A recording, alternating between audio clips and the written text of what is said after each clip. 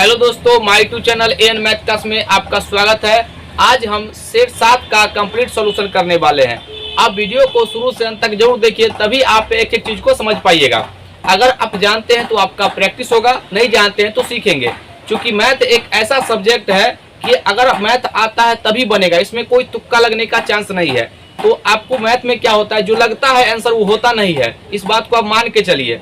तो इसलिए कंसेप्ट से पढ़िए, ज़्यादा बेहतर रहेगा। और अभी तो समय भी उतना नहीं है, तो बेहतर है जो आप प्रैक्टिस जितना ज़्यादा हो सके उतना कीजिए, आपके लिए सफिशिएंट रहेगा। तो आइए अब हम शुरू करते हैं।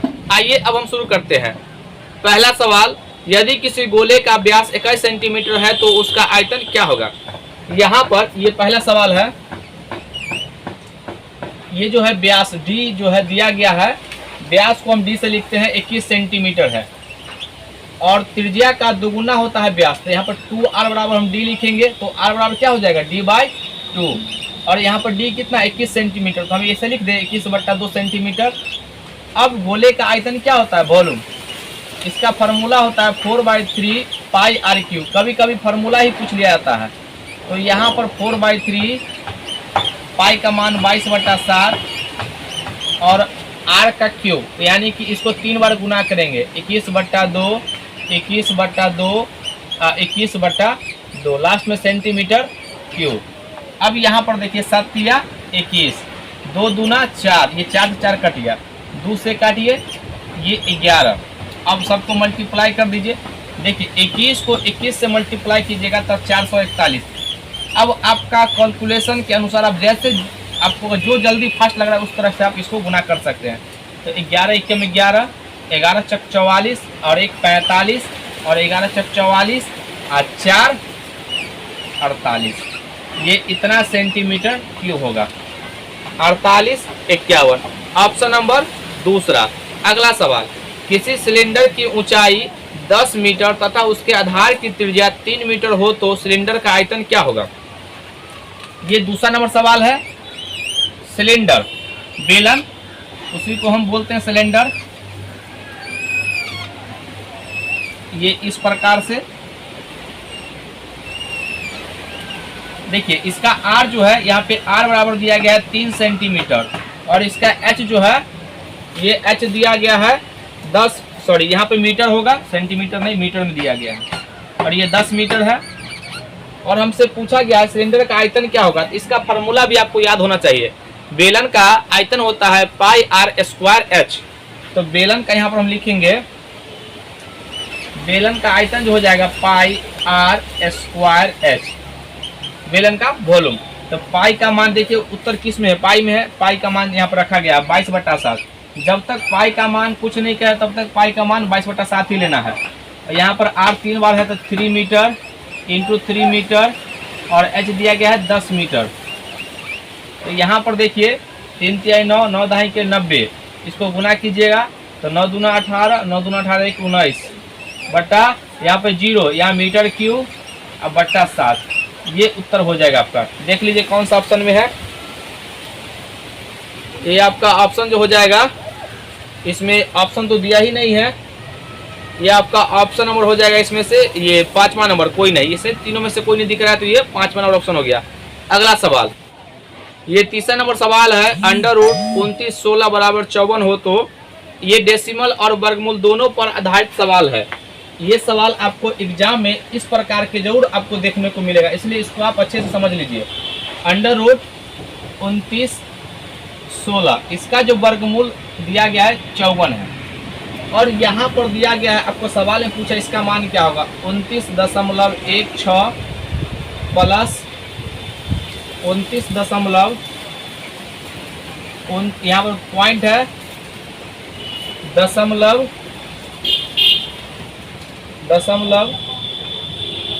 ये 2916 प्लस √ यहाँ पे 6 पर दिया गया तो 0.002916 और प्लस √ 0.00002916। अब इसका मान कहा, देखिए सबसे पहले आपको ये वर्गमूल आपको निकालने आना चाहिए दशमलव का। सब जगह पहले आप क्या कीजिए, 54 लिख दीजिए, सब जगह 54। जब आपको नहीं समझ में आए तो 54 लिखिए सब जगह, ये सब का वर्गमूल 54 होगा। अब आपको यहाँ पर दशमलव का ज्ञान होना चाहिए। दशमलव ज्ञान क्या कहता है कि देखिए 2 अंक के बाद दशमलव है, इसका जो वर्गमूल होगा ना, वर्गमूल होकर जो अंक आएगा वो 1 अंक के बाद दशमलव लगेगा। तो यहाँ पर देखिए दशमलव लग गया, यहाँ पर देखिए 4 अंक के बाद है तो 2 अंक के बाद दशमलव, ठीक है। यहाँ पर 3 3 6 अंक के बाद, यहाँ पे एक जीरो देंगे और दशमलव लगा देंगे। अब यहाँ पर देखिए 3 3 6 2 8 अंक के बाद है तो 2 जीरो, यहाँ पर दशमलव लगा देंगे। अब आपको दशमलव का वर्गमूल, दशमलव का जोड़ आपको आना चाहिए। अब आपको दशमलव का यहाँ पर जोड़ आना चाहिए। देखिए सबसे ज़्यादा मैक्सिमम है ना, तो यहाँ पर एक जीरो लगा दीजिए, इधर 2 जीरो लगा दीजिए। दशमलव के बाद कितना भी आप जीरो लगा सकते हैं, उसके मान में कोई फर्क नहीं पड़ेगा। यहाँ प्लस है तो प्लस जोड़ दीजिए सब में। अब यहाँ पर देखिए 4 है तो 4 लिख दीजिए, उसके बाद 5 4 9 9 लिख दीजिए, यहाँ पे 5 4 9, यहाँ पे 0 0 5 और 4 9 और दशमलव 5, ये आपका उत्तर हो जाएगा। देख लीजिए कौन सा ऑप्शन में है, ये तीसरा का ऑप्शन हो जाएगा दूसरा नंबर। अगला सवाल, ये 4 नंबर सवाल है। दिया गया सवाल में 13 3 2 4 भागा 9.19 9 यहाँ 145 दिया गया है। 145 बराबर 919। तो हमसे पूछा गया है 133.24 भागा 9.19 का मान क्या होगा, इसका मान हमसे पूछा है। तो यहाँ पर आप ध्यान दीजिए, देखिए क्या किया गया, इसका मान हमसे पूछा गया कितना होगा। तो यहाँ पर देखिए ये जो है इसको हम यहाँ लिखते हैं 13 3 2 4 अब बट्टा 145 भागा 900, यहाँ पर कितना होगा 919, एक क्रॉस गुना करेंगे। अब यहाँ पर हम इसको सॉल्व करेंगे, तो यहाँ पे हमको लाना क्या है 919, तो इसको बट्टा में लाएंगे और 145 को उधर ले जाएंगे, क्योंकि सवाल में पूछ क्या रहा है इसके अकॉर्डिंग चलना है। तो यहाँ पर 13,324 और ये एक ही बार में समझिए, इसको इधर लेके आएंगे तो 919 अब बट्टा 145। सवाल में कहा है यहाँ पर भी पॉइंट है, यहाँ पर भी पॉइंट है, तो क्या फ़र्क पड़ता है, कुछ भी फर्क नहीं पड़ेगा। तो आपका उत्तर जो है 145 हो जाएगा। देख लीजिए कौन सा ऑप्शन में है, ये चौथा का ऑप्शन जो होगा इसमें से ये 5वां हो जाएगा, इनमें से कोई नहीं। अगला सवाल, ये 5 नंबर है। यदि किसी त्रिभुज की भुजा का अनुपात 3:2:5 है तो उसका परिमिति 80 सेंटीमीटर हो तो सबसे छोटी भुजा की लंबाई क्या होगा। ये 5 नंबर सवाल है। यहाँ पर कहा है कि एक त्रिभुज जिसका परिमाप जो है 80 सेंटीमीटर है और ये भुजा का अनुपात जो है A/B/C बराबर 3:2:5 दिया गया है। अब कह रहा है सबसे छोटी भुजा, तो यहाँ पर ध्यान दीजिए, जिसका अनुपात छोटा होगा वो सबसे छोटी भुजा होगा और जिसका अनुपात का मान सबसे बड़ा होगा वो बड़ी भुजा होगा। तो यहाँ पर देखिए 2 जो है ये सबसे छोटी भुजा होगा, तो हम यहाँ पर सबसे छोटी भुजा लिखते हैं, सबसे छोटी भुजा। आप एक एक करके निकाल के देखिएगा, वही उत्तर आएगा। तो अब अनुपात हम बांटने का बता चुके हैं। अगर आप मेरा वीडियो 1 से लेकर 6 तक देखिएगा तो कहीं ना कहीं हम ये कंसेप्ट को समझाए हैं। देखिए 3 2 5 और 5 5 10, ये से कटेगा 8 गुना 16 सेंटीमीटर।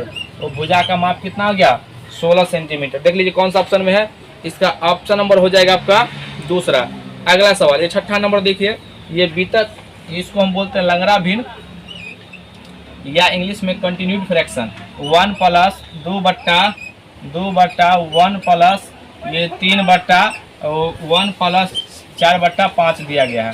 इसको सॉल्व करने पर मान क्या आएगा। तो ध्यान दीजिए, जब छोटा रहे ना तो कोई दिमाग नहीं लगाना है। ये जो है बड़ा वाला भी हम जानते हैं ठीक से, उसका भी आता है, ठीक है ना। अभी ज़्यादा दिमाग मत लगाइए, सिंपल सा देखिए 4 ये 5 एकम 5 और 4 9 9/5, तो ये ऊपर पलट जाएगा तो कितना हो जाएगा 15/9। यहाँ पर हो जाएगा आपका, इसको 5 इधर 9 9 3 से 3 काट लीजिए, 3 हो जाएगा 3/5/3 और 3 से 3 एकम 3 और 5 3 8 8 8 और 3 ऊपर चला जाएगा। तो वहाँ 1 प्लस ये 3 दूना 6 और बट्टा 8 काट लीजिए इसको, तो कितना हो जाएगा ये 1 + 3/4 4 एकम 4 और 3 7, 7/4। ये देख लीजिए कौन सा ऑप्शन में है, कोई ज़्यादा समय नहीं लगेगा। ये 7/4 ऑप्शन नंबर पहला। अगला सवाल, ये 7 नंबर दिया गया है यहाँ पर, ये 7 नंबर सवाल है। सवाल को पहले यहाँ पर देख लीजिए, 0.3 into 0.3 into 0.3 into 0.2 into 0.2 into 0.2 ये दिया गया है, सॉरी 0.4 सब में दिया गया है। 0.4 इंटू 0.4 इंटू 0.4 बटा में दिया गया है आपको ये ये बटा में दिया गया 0.6 इंटू 0.6 इंटू 0.6 इंटू 0.08। यहाँ पे 2 अंक के बाद दशमलव 0.08 0.08। अब इसको सॉल्व करना है। पहले हम सवाल को लिख लिए हैं, अब देखिए इसको सॉल्व करना है। तो कैसे सॉल्व करेंगे, तो यहाँ पर देखिए पहले आप दशमलव को गिनिए, 1 2 3 4 5 6। अब यहाँ पर गिनिए 2 2 4 2 6 6 7 8 9, यानी कि 9 गो दशमलव नीचे में, ऊपर में 6 गो दशमलव है। तो ये जो ऊपर जाएगा, तो पहले आप देखिए यहाँ पे तरीका हम बताते हैं। 6 दशमलव घटा लीजिए, इसमें से कितना 9, क्या आ गया माइनस में 3 आ गया ना। तो जो माइनस में 3 आएगा तो ये पलट के ऊपर चला जाएगा, ठीक है ना। अगर प्लस में आता तो उतना अंक के बाद दशमलव लगता। अब ऊपर में जो नंबर आएगा उसके अंत में 3 को 0 लगेगा, ठीक है ना।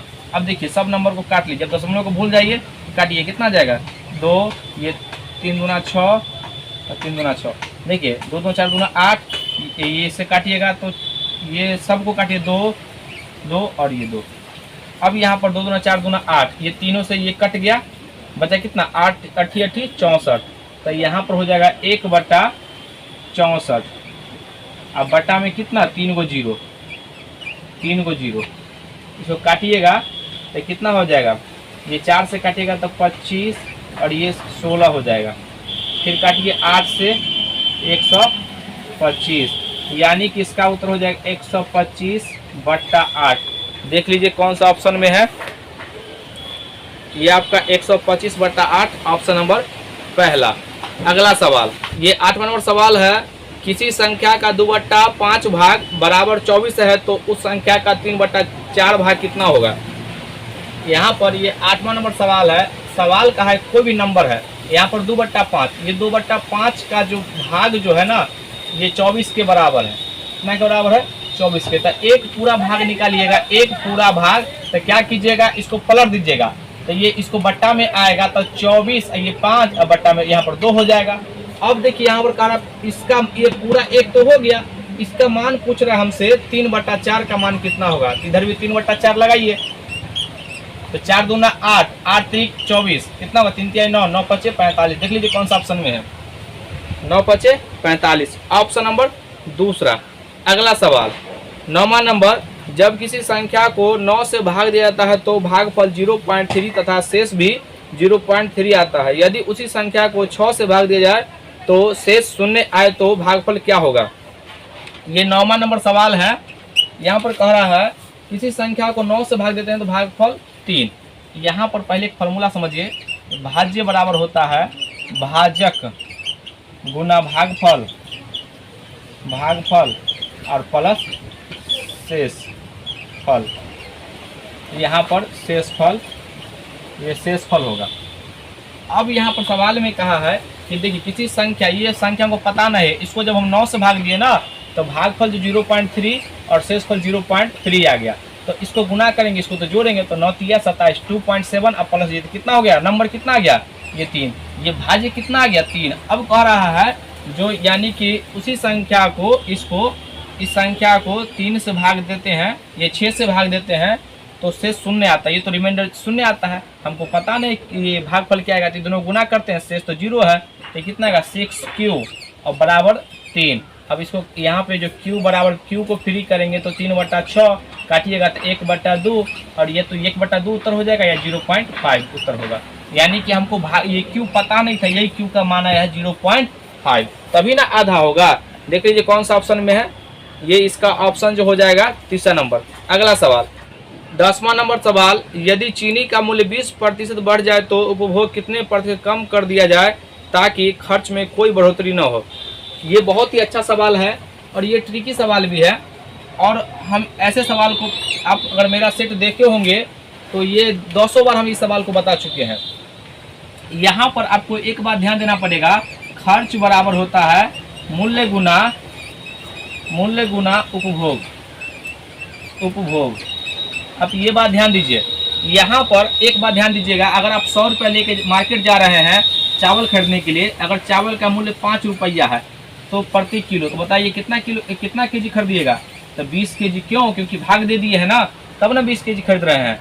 अगर मान लीजिए चावल का मूल्य अचानक बढ़ गया, 10 रुपये हो गया, तो आप कितना खरीदिएगा? 10 केजी। ऐसा क्यों? क्योंकि इसका जो रेशियो देख काटिएगा, रेशियो कितना 1:2 आ रहा है, 1/2, तो ये जो है 2/1 हो गया। यानी ठीक इसका रिवर्स होता है, मूल्य जितना बढ़ेगा वो उतना ही रेशियो में कम हो जाएगा। तो यहाँ पर ये कहा है कि 20% वृद्धि, तो 20% को फ्रैक्शन में बदलिए तो कितना हो जाएगा? 20/100 काटेंगे तो 1/5। तो अब यहाँ पर प्राइस को जो है देखिए कितना वृद्धि हो रहा है, 5 से बढ़ के 6 हो गया, 5 से बढ़ करके 6। तो हम अभी क्या समझाएं आपको? कंजम्पशन यानी उपभोग उसी रेशियो में कमेगा, तो ये उल्टा 6:5 हो जाएगा। अब कितना प्रतिशत कमी करना होगा ताकि खर्च न बढ़े, ये भी आपको कह रहा है सवाल में। तो यानी कि 1 कम करना पड़ेगा, और यहाँ पर कितना पर? प्रारंभ पर ना, हमेशा गुना 100 से भाग दीजिएगा, ये 3 आ जाएगा, ये 50 आ जाएगा, ये प्रतिशत के रूप में है, तो 16 सही 2/3% इसका उत्तर हो जाएगा। यानी इतना जो है कम करना पड़ेगा। देख लीजिए ऑप्शन, ये आपका ऑप्शन नंबर 3 हो गया। अगला सवाल, ये 11 नंबर सवाल है, 9 सेंटीमीटर त्रिज्या वाले ठोस तांबे के गोले को पिघलाकर 0.3 सेमी त्रिज्या का कितना लंबा तार खींचा जा सकता है। यहाँ पर जब भी कहेगा यानी पिघला करके ना, तो हमेशा आयतन गला करके पिघला करके हमेशा आयतन बराबर होता है। तो यहाँ पर ये 11 नंबर सवाल है और ये अच्छा सवाल है, कंपेरिजन करने वाला है। ये गोला है, गोला को पिघला करके, ये इसको गोला है, ठीक है, इसको पिघला करके हमको एक बेलन के रूप में इसको ढालना है, यानी तार के रूप में। तो बेलन के आकार का बनेगा, तार इतना मोटा नहीं ना होता जी। तो इसका हम बता रहे हैं कि इस प्रकार का तार है, ठीक है, और इसमें त्रिज्या दिया गया, इसका रेडियस जो है 0.3 सेंटीमीटर। अब कितना मीटर ये कह रहा है हाइट, तो यानी कि h बराबर l लेंथ पूछा है। अब यहाँ पर ये गोला का जो रेडियस दिया गया, यहाँ पर ये r बराबर दिया गया 9 सेंटीमीटर। तो गोला का आयतन क्या होता है? इसका वॉल्यूम बराबर 4/3 पाई r क्यूब। तो यहाँ पर इसका आयतन हो जाएगा 4/3 पाई, r का मान है 9, तो इसको 9 को 3 बार गुना करेंगे, 9 गुना 9 गुना 9 सेंटीमीटर क्यूब लास्ट में लगा देंगे। और बराबर में इसका आयतन क्या हो जाएगा? चूंकि आयतन बराबर होगा तो बेलन का आयतन होता है क्या? पाई r स्क्वायर h। तो यहाँ पर पाई r का मान कितना? 0.3 इंटू 0.3, और हमको l तो पता नहीं है, l तो निकालना होगा, चूंकि कितना लंबाई का है। तो ये दशमलव हटेगा तो नीचे 10, ये हटेगा तो नीचे 10। देखिए पाई से पाई कट गया और 3 से काटिए, 3 तिहाई 9। अब यहाँ पर अब देखिए 3 तिहाई 9, एगो 9 से ये कट गया। अब यहाँ पर क्या बचा है? 4, 4 तिहाई 12, 12 नमा 108, 108 इधर 2 जीरो। तो यहाँ पर हम L बराबर 108 और 00, ये जो है ये आपका सेंटीमीटर में आ गया। देख लीजिए इसका ऑप्शन 11 नंबर, ये आपको जो है इतना उत्तर हो गया सेंटीमीटर में, मीटर में बदलिएगा तो 100 से भाग दीजिएगा तो 108 मीटर इसका उत्तर हो जाएगा, आपका ऑप्शन नंबर पहला। अगला सवाल 12 नंबर, किसी गोले का पृष्ठीय क्षेत्रफल 154 वर्ग मीटर है तो उसका व्यास बताइए। ये 12 नंबर सवाल है, इसका पृष्ठीय क्षेत्रफल दिया गया है। तो गोला का पृष्ठ क्षेत्रफल क्या होता है? 4 पाई r स्क्वायर। तो यहाँ पर इसके बराबर में कितना है? 154 मीटर स्क्वायर, वर्ग मीटर का है ना। तो यहाँ पर ये 4 गुना, आपको खुद पता चल जाएगा, जो पाई का मान हमको फ्री करना पड़ेगा। तो पाई का मान कितना रखेंगे यहाँ पर? 22/7 गुना r स्क्वायर बराबर 154 मीटर स्क्वायर। अब देखिए यहाँ पे इसको काटिए, 11 दूना 22, 11 एकम 11, 11 चक 44, 2 से काटिएगा कितना आ जाएगा? 7। अब यहाँ पर ये जो है इसको 7 से 7 गुना करेंगे, 7 स्क्वायर, अब बट्टा में 4 आ जाएगा। तो आर यहाँ पर आर स्क्वायर बराबर 749 अब बट्टा 4, ये स्क्वायर हटेगा तो रूट चढ़ेगा, तो हम इधर लिखते हैं आर बराबर अंडर रूट 49/4, तो इसका आ जाएगा आपको 7/2। अब ये रेडियस आ गया है, तो त्रिज्या का दोगुना व्यास होता है, तो डी बराबर व्यास कितना हो जाएगा 7 मीटर हो जाएगा। देख लीजिए कौन सा ऑप्शन में है, इसका 12 का ऑप्शन नंबर दूसरा। अगला सवाल 13 नंबर, एक कपड़े का टुकड़ा 2 मीटर लंबा है, धोने पर वह 0.5% सिकुड़ता है, धोने के बाद वह कपड़े की लंबाई होगी। ये 13 नंबर सवाल है। ये कपड़ा का जो लंबाई है 2 मीटर का है, इसको सेंटीमीटर बदल लीजिए 200 सेंटीमीटर इतना होगा। अब कह रहा है कि 5% का त्रुटि होता है, 0.5%। इसको अगर हम इसको तोड़ते हैं तो फ्रैक्शन में बदलते हैं तो कितना हो जाएगा, एक यहाँ परसेंट हटेगा तो 5/10 और परसेंट ये हटेगा तो 1/100, काट लीजिए 5 दूना 10, यानी कि 1 कितना आ गया, ये 200 इतना का त्रुटि हो गया। तो कितना इसमें कपड़ा बचा हुआ है, यानी कि 100, इसमें 1 में से कम कर लेंगे तो 199/200 होगा ना, 199/200। अब डायरेक्ट इसमें गुना कर दीजिए, तो ये यानी कि 200 सेंटीमीटर गुना 199/200, ये कट गया तो कितना आ जाएगा 199 सेंटीमीटर कपड़े का माप आ गया। देख लीजिए कौन सा ऑप्शन में है, ये आपका ऑप्शन नंबर ये तीसरा हो गया। अगला सवाल 14 नंबर, ये तो यहाँ पे सवाल लिखते हैं पहले। ये 14 नंबर सवाल है 0.09 इंटू 0.9 इंटू 0. ये तो डेसिमल का सवाल है। ये 3 इंटू 0.3 इंटू 0.3 इंटू 0.003 इंटू 300। अब देखिए सबसे पहले क्या कीजिए, ये यहाँ पे 3 दशमलव है, 3 दशमलव हटा लीजिए, 1 दशमलव ये भी हट गया। यहाँ पर 1 जो है ये 2 है, 2 अंक के बाद दशमलव, यहाँ पर 1 अंक है, तो यहाँ पर देखिए 2 में से 1 कम किए तो यहाँ पर क्या आ गया, एक आ गया पॉजिटिव मान, तो ये नीचे में दशमलव आएगा 1 अंक के बाद, इसको हटाइएगा तो ये इधर 2 0 आएगा और ये इसको तोड़िएगा तो ये ऊपर चला जाएगा, यानी 10 आएगा। तो एगो 10 से 10 कट गया ना, हम यही समझा रहे थे। तो यहाँ पर एगो 10 है, नीचे में अब सिर्फ नंबर बचा हुआ है, इसको काटिए। तो यहाँ पर काटेंगे तो देखिए 3 तिहाई 9, 9 से 9 कट गया, उसके बाद 3 तिहाई 9 और यहाँ पर ये 9 से 9 कट गया, उसके बाद 3 तिहाई 9, कितना बचा, ये 3 बट्टा ये 3 जीरो और ये 1 जीरो, 2 जीरो और 3 जीरो हो गया। यहाँ पर इसको जब हम सॉल्व करेंगे तो 0.003 ये आपका उत्तर हो जाएगा। देख लीजिए ऑप्शन नंबर ये आपका तीसरा हो जाएगा।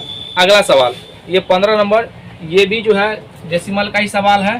15 नंबर 0.0025 इंटू 1.4 बट्टा 0.10175। देखिए यहाँ पे 4 दशमलव है, तो ये दशमलव से दशमलव कट गया, यहाँ पर 1 अंक के बाद दशमलव बचा हुआ, 25 7 175 या 7 दूना 14, यानी कि 1 अंक के बाद दशमलव 0.02। देख लीजिए कौन सा ऑप्शन में है, ये आपका इसको दशमलव में ये यही उत्तर सही, ये भी उत्तर सही है, और ये हटाइएगा तो 10 1/5 ये भी उत्तर सही है।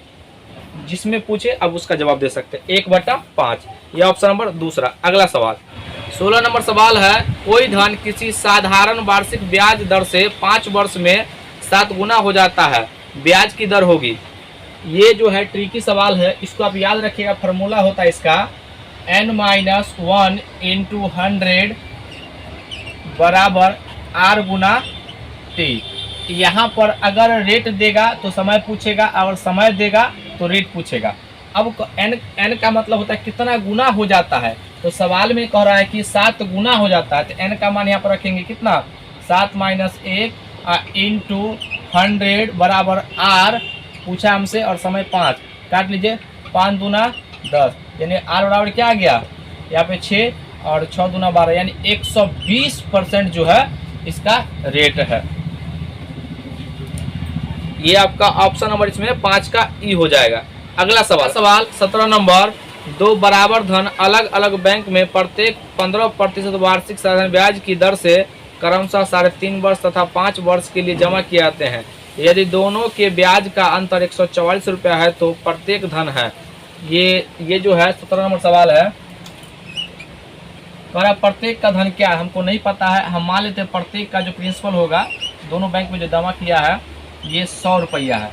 दोनों जमा किया है 100 रुपया प्रत्येक बैंक में, ठीक है। यहाँ चूंकि यहाँ पे कह रहा है धन जो है बराबर जमा किया गया, तो एक पर जो है यह 3.5 वर्ष लगाया है, तो इसको तोड़ेंगे 3.5 वर्ष को 3 दूना 6 7/2 और यहाँ पे मूलधन है 100 और यहाँ पर कह रहा है कि रेट कितना दोनों का 15% है, तो 15 पर हटेगा तो नीचे कितना हो जाएगा 100 और यहाँ पर ये 2 जीरो से 2 जीरो कट जाएगा 15 7 105 105 का यहाँ पर लिख देते 105/2। इसमें देखिए अब कह रहा है ये जो है ये 5 वर्ष के लिए दिया गया है और धन तो वही है और रेट इसका 15% है। प्रतिशत हटेगा तो नीचे 100, ये हटेगा तो ये से कट गया 15 5 75। यानी कि अब कह रहा दोनों के ब्याज में अंतर कितना आ रहा है, तो अंतर देखिए यहाँ पर घटाएगा 150 में से 105 जाएगा तो कितना आ जाएगा 45/150 में से 105 घटेगा तो कितना आ जाएगा यानी 45/2। अब यहाँ पर इसका मान जो है दिया गया है 144 रुपया, इसका मान दिया गया है 144 रुपया। तो एक का मान निकालिए 144, ये 2 में ऊपर आ जाएगा और इधर 45 और चूँकि प्रत्येक का मूलधन कितना है ये 100 है तो 100 से गुना कर दीजिए, एक का अमाउंट आ जाएगा, हम समझ जाएंगे 100 का अमाउंट उतना ही है। देखिए अब इसको काटिए 9 से काटिएगा तो 9 5 45 और यहाँ पर 16 नमा 144 होता है। अब 5 से काटिएगा तो कितना का 5 दूना 10 यानी 20, ये 2 दूना 4 16 चौका 64 यानी 640 रुपया प्रत्येक का है। ये ऑप्शन नंबर इसका तीसरा हो जाएगा। अगला सवाल ये 18 नंबर सवाल है। 14 सेंटीमीटर भुजा वाले एक वर्ग के अंदर खींचे जा सकने वाले बड़े वृत्त का क्षेत्रफल क्या होगा। ये बहुत ही अच्छा सवाल है, इस सवाल को देखिएगा अच्छे तरीके से। यहाँ पर कहा है 14 सेमी भुजा वाले एक वर्ग है, ये 14 सेंटीमीटर का हम इसका भुजा का माप जो है 14 सेंटीमीटर। इसमें कहा है कि सबसे यानी वर्ग के अंदर खींचे जा सकने वाले सबसे बड़े वृत्त, तो इसको जो है ना भुजा को टच करता हुआ एक वृत्त खींचा जाएगा। समझ गए सवाल जो का उस पर ध्यान दीजिए, ठीक है। वृत्त थोड़ा सा टेढ़ा हो गया है, कोई दिक्कत नहीं, वृत्त समझिए। उसके बाद कह रहा बड़े वृत्त, तो बताइए यहाँ पर इसको आप समझिए, ये जो सेंटर से गुजरेगा ना तो जितना भुजा होगा इतना ही इसका व्यास होगा। ये बात ध्यान दीजिएगा, हमेशा वर्ग में इसका जो व्यास होता है ये भुजा के बराबर होता है, डायरेक्ट याद रखिए। तो ये व्यास जो होगा तो ये त्रिज्या का दुगुना होता है, तो 2r बराबर a हो जाएगा और a का मान कितना है 14 सेंटीमीटर। अब ये 2 से 2 काट लीजिए तो r का मान कितना आ गया, तो यानी r बराबर आ गया 7 सेंटीमीटर। अब कह रहा वृत्त का क्षेत्रफल ज्ञात कीजिए। सर्किल का एरिया क्या हो जाएगा, यानी कि एरिया ऑफ वृत्त, ठीक है। वृत्त का क्षेत्रफल कितना हो जाएगा पाई r स्क्वायर। हम एक बार फॉर्मूला लिख देते हैं, पाई का मान 22/7 और ये त्रिज्या ये 7 सेंटीमीटर, इसको 2 बार लिख दीजिए 7 सेंटीमीटर इंटू 7 सेंटीमीटर, ये 7 से 7 काटिएगा 7 दूना 14 7 दूना 14 1 15 यानी 154 सेंटीमीटर स्क्वायर। ये इसका उत्तर हो जाएगा। ये आपका ऑप्शन नंबर दूसरा। अगला सवाल 19 नंबर, कोई धन साधारण वार्षिक ब्याज की दर से 4 वर्ष में 2 गुना हो जाता है तो वह स्वयं का 8 गुना हो जाएगा। ये भी फार्मूला आप याद रखिए, इसमें ज़्यादा दिमाग नहीं लगाना है। n1 - 1 इसके सामने लिखिएगा t1 समय और बट्टा n2 - 1 यहाँ पर t2 लिखिएगा। ये रिजल्ट आप याद रखेंगे तो आप इसको जल्दी सवाल को बना लीजिएगा, नहीं तो बेसिक से अभी बनाइएगा लेकिन समय लगेगा, ये तो कंफर्म है। तो यहाँ पर कह रहा है सवाल में देखिए, पहला कह रहा है कि 4 वर्ष में 2 गुना, तो देखिए 2 गुना यहाँ पर 2 रखिएगा तो 1 2 में से 1 गया तो 1 हो जाएगा, हम डायरेक्ट यहाँ पर लिखते हैं 1।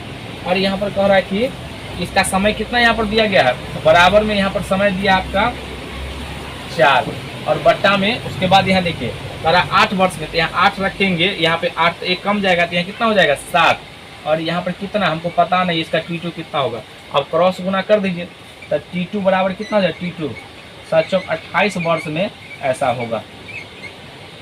ये कौन सा ऑप्शन में है, इसका ऑप्शन नंबर तीसरा। अगला सवाल, ये 20 नंबर सवाल है। 10,000 रुपये मूल्य के एक घोड़े को 10% हानि पर x द्वारा y को बेचा गया। y उसे 10% लाभ पर फिर x को बेच देता है, तो y का लाभ कितना होगा? ये 20 नंबर सवाल है। घोड़ा का जो प्राइस है 10,000 रुपया है। 10,000 रुपया है। उसके बाद कहा है कि x द्वारा, ये x जो है y को बेचा है 10% लाभ पर। तो पहले तो आप ये देखिए, जो x उस घोड़े को कितना बेचा है, 10,000 रुपया को 10% की हानि पर बेचा है। तो बताइए, डायरेक्ट हानि है 10 कम कर देंगे तो 90 में बेचा होगा। यहाँ पर 100, 2 जीरो से 2 जीरो कर जाएगा, तो कितना हो जाएगा 9,000, यानी कि x जो है उस घोड़े को 9,000 में बेच दिया 10% की हानि पर। अब फिर कह रहा है ये y का, ये y खरीद लिया कितने में, y का प्राइस आ गया, CP आ गया कितना 9,000। फिर y क्या कर रहा है, उसको कुछ खिया पिया के मजबूत करके बेच दिया फिर x को। तो x अब ये जो है y का SP कितना हो जाएगा, ये बेचेगा SP, तो यानी कि 9,000 10% का प्रॉफिट पर, ये 10% का प्रॉफिट फिर ले रहा है। तो ये 110 में बेचेगा, 2 कट जाएगा, कितना हो जाएगा 11 नंबर 99, यानी कि 9,900 रुपया में इसको बेच दिया x को। तो बताइए, यहाँ पर पूछा गया है कि ये y का लाभ बताइए। खरीदा था 9,000 में, बेचा है ये 9,900 में, तो कितना प्रॉफिट हो रहा है? इसका प्रॉफिट जो है 900 रुपया हो रहा है। ये इसका उत्तर हो जाएगा। देख लीजिए कौन सा ऑप्शन में है, ऑप्शन नंबर तीसरा। अगला सवाल, ये 21 नंबर। पहले हम सवाल को यहाँ पे लिखते हैं, आपको सवाल यहाँ पर दिखाई दे रहा होगा। 21 नंबर सवाल है, cosec 75 degree plus theta minus sec 15 degree minus theta minus 10 55 degree plus theta और plus cot 35 degree minus theta. यहाँ पर इसको सॉल्व करना है। तो आप जो इसको देख के आप घबराइए मत, ये सबसे आसान सवाल है। यहाँ पर पहले देखिए, सेक कॉसेक का कॉम्बिनेशन सेक के साथ, ठीक है ना, और 10 का कॉम्बिनेशन कॉट के साथ, उसमें बदलिए। तो यहाँ पर हम इसको लिख सकते हैं ऐसा ना, ये कॉसेक, यहाँ पर हम लिखेंगे 90, अब माइनस, देखिए इसमें जो है ये घटा लेंगे 15 डिग्री माइनस थीटा, तभी ना ये जो मान आए घट के, इसको घटाएंगे इसमें से, तो माइनस, तो ये आ जाएगा 75 और माइनस माइनस प्लस थीटा, ये आ जाएगा ना। तो इसको हम इस रूप में लिख सकते हैं, और ये सेक इसको रहने दीजिए इसी रूप में, 15 डिग्री माइनस थीटा। फिर माइनस 10 को ऐसा लिख सकते हैं ना, 10, ये आप इसको जो है इस तरीके से लिख सकते हैं 90 माइनस कितना 35 डिग्री माइनस थीटा, और ये plus cot 35 degree minus theta. ये हम इसको ऐसे लिख सकते हैं। अब क्या कि यहाँ पर देखिए, इस तरह से हम इसको लिख दिए हैं। अब ध्यान दीजिए, इसका जो है आप 9th क्लास में पढ़े होइएगा, 9th 10th में, इस कॉसेक 90 माइनस थीटा क्या होता है, सेक थीटा। तो इसको आप लिखिए यहाँ पर, ये सेक, ये एंगल वाला हम लिखते हैं यहाँ पर 15 माइनस थीटा, उसके बाद माइनस सेक 15 माइनस थीटा, ये डिग्री में है, ये डिग्री में। उसके बाद माइनस 10 90 माइनस थीटा, तो कितना हो जाएगा कॉट 35 डिग्री माइनस थीटा, उसके बाद plus cot 35 degree minus theta. यहाँ पर अब देखिए, यहाँ पर कटने वाला है, ये माइनस, ये पूरा, ये प्लस 0 आ गया, ये माइनस प्लस 0 आ गया, यानी इसका उत्तर कितना आ गया 0। देख लीजिए कौन सा ऑप्शन में है, तो ये आपका ऑप्शन नंबर हो जाएगा दूसरा। अगला सवाल, ये 22 नंबर, साइन 15 का मान हम आपको कितना बार बताए हैं, इससे पिछले वीडियो में बताए हैं कैसे निकालते हैं, इसका मान भी आपको याद हो गया होगा। इसका उत्तर हो जाएगा √3 - 1 बटा 2√3। कैसे निकालेंगे, देखिए यहाँ पे साइन 15 का, ये आपसे पूछा जा सकता है, साइन 15 का मान कैसे निकालते हैं। तो इसको आप ऐसे लिख सकते हैं ना, साइन 45 डिग्री माइनस 30 डिग्री बराबर 45, ये हो जाएगा, ये 15 डिग्री आए घट के। अब यहाँ पर साइन, इसका मान जो फार्मूला होता है साइन a माइनस बी का, ये याद रखिएगा, ये sine a into cos B और ये माइनस है तो माइनस, और ये कॉस भी है, कॉसे इंटू साइन भी होता है। ये इसका फार्मूला है, इसी पर हम ये इसको तोड़ते हैं। तो यहाँ पर देखिए sine 45 degree into cos 30 degree minus cos 45 degree into sine 30 degree. अब बताइए यहाँ पे ये साइन 45 का मान 1/√2 इंटू कॉस 30 का मान, ये इसका जो हो जाएगा कॉस 30 का मान, ये साइन का उल्टा होता है तो √3/2 माइनस 1/√2 और ये साइन 30 1/2। देखिए दोनों कॉमन आ जाएगा तो क्या हम इसको ऐसे लिख सकते हैं ना, √3 - 1/2√2। ये इसका उत्तर हो गया। देख लीजिए कौन सा ऑप्शन में है, इसका ऑप्शन नंबर हो जाएगा दूसरा। अगला सवाल, और ये 26 नंबर सवाल है। ये 26 नंबर सवाल कहता है कि दो समरूप त्रिभुज त्रिभुज ABC और त्रिभुज PQR में BC और QR बराबर 1/3 है, तो इसका एरिया ऑफ त्रिभुज PQR और एरिया ऑफ त्रिभुज BCA का मान क्या होगा। यहाँ पर इसको उलट दिया गया है। यहाँ पर ये 26 नंबर सवाल है, यहाँ पर एरिया जब भी कहेगा ना इसका एरिया, ये BC और BC बट्टा यहाँ पर QR, BC बट्टा QR बराबर 1/3 है। तो क्या हम इसको ऐसे नहीं लिख सकते हैं, यहाँ पर हम इसको ऐसे भी तो लिख सकते हैं ना, ये QR बट्टा BC। जब इसको पलटेंगे, इसको जब हम उल्टेंगे तो इसको भी तो उलटना पड़ेगा ना, तो ये आ जाएगा आपका 3/1, ये 3/1 आ जाएगा ना। अब पूछा है देखिए यहाँ पर एरिया पहले किसका रखा है, एरिया हम ऐसा क्यों किए हैं, क्योंकि यहाँ पर दिया गया एरिया ऑफ PQR और यहाँ पर एरिया ऑफ त्रिभुज BCA। अब यहाँ पर ये दिया गया है, तो जब भी ये भुजा का अनुपात देगा ना, तो इसका क्षेत्रफल जो एरिया जो होगा अनुपात में ही पूछेगा, तो इसका स्क्वायर कर दीजिए, तो ये हो जाएगा 9, ये हो जाएगा 1, यानी कि उत्तर हो जाएगा 9:1। देख लीजिए कौन सा ऑप्शन में है, तो ये आपका ऑप्शन नंबर ये पहला हो गया। अगला सवाल 27 नंबर, किसी समबाहु त्रिभुज की प्रत्येक भुजा की लंबाई 2 × 4√3 है, तो उस त्रिभुज का क्षेत्रफल कितना होगा। आप सवाल को यहाँ पर देख रहे होंगे, ये 27 नंबर सवाल यहाँ पर है। एक समबाहु त्रिभुज है और इसका भुजा जो है दिया गया है, ये भुजा दिया गया है 2 × ये जो है 4th रूट है, ठीक है ना, यहाँ पे 3 दिया गया है।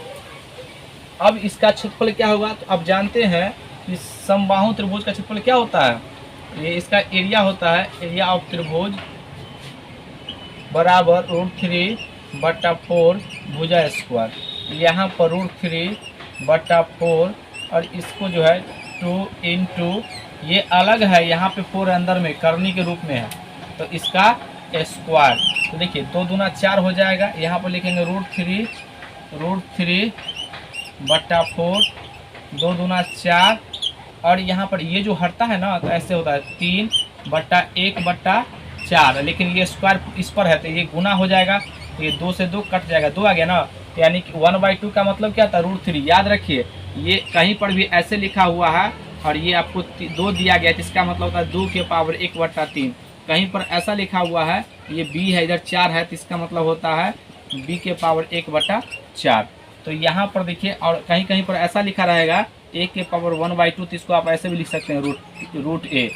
तो यहाँ पर देखिए ये √3/4 और इंटू 4 और ये √3, ये 4 से 4 कट गया, √3 से गुना करेंगे, √3 कितना आ जाएगा 3, यानी कि किस में दिया गया है मान, सेंटीमीटर में। तो इसका उत्तर आ जाएगा आपका 3 सेंटीमीटर स्क्वायर, ऑप्शन नंबर दूसरा।